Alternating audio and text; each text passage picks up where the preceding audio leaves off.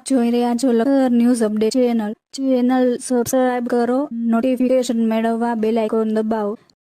અયોધ્યાથી લખતર આવેલ પૂજિત અક્ષતને લખતરના પૌરાણિક એવા જાડેશ્વર મંદિરમાં લઈ જવામાં આવ્યા। જાડેશ્વર મંદિર લખતરનું સ્વયંભૂ મહાદેવ મંદિર છે। આ મંદિરની અંદર મહિલાઓ દ્વારા અક્ષતની ધામધૂમપૂર્વક આરતી કરવામાં આવી।